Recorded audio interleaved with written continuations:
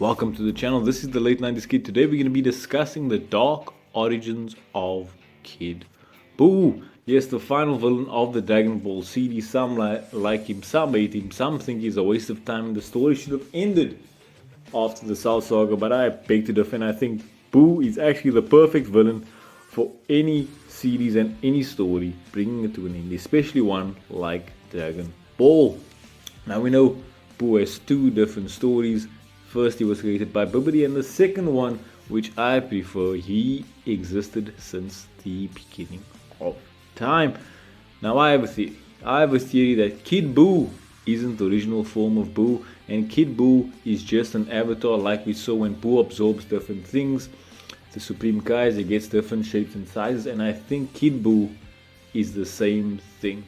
Kid Buu is not the original form of Buu. I believe the original form of Buu is just the pink energy that we see every time Buu is destroyed, every time Buu gets disintegrated. That small pink specks of energy is actually the true form of Buu, and Kid Buu is just another avatar that is being portrayed. Now, before we continue with this, if you like Dragon Ball and you like Lord of the Rings, I've written a book called Karma, inspired by both action-packed action adventure just for you. And if you like Dragon Ball, the Saiyan Warriors, I think this book will absolutely be phenomenal. Now let's get back to the story. So we know Buu existed since the beginning of time. So let's say Buu is in essence. Buu is that pink form or any other form. Let's say Buu could have been white color, it doesn't matter. But let's say Buu is just that pink energy. And we know over time Buu was created through the actions of the entire universe. And the actions of the entire universe was the fact that the universe was just evil, which is why Buu became evil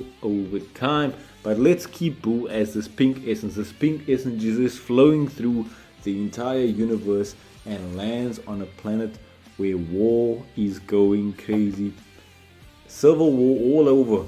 Bombs exploding, soldiers breaking into houses, barging, and there's this family just cowering in their house, holding each other tightly, with this enemy group of soldiers getting ready to put them to the end, where this pink essence slowly crawls up to the house and sees this young boy trying to protect his family. And as the evil villains, warriors, enter the house and are about to kill the family, the pink essence strikes the boy, creating Kid Buu.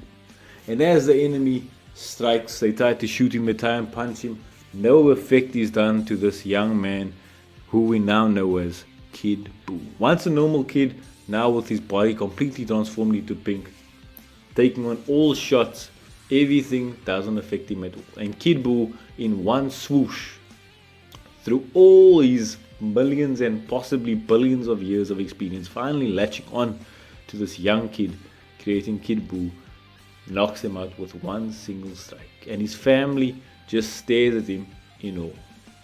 Kid Buu exits the house, looking back at his family, and they're looking back at him. And he just walks out.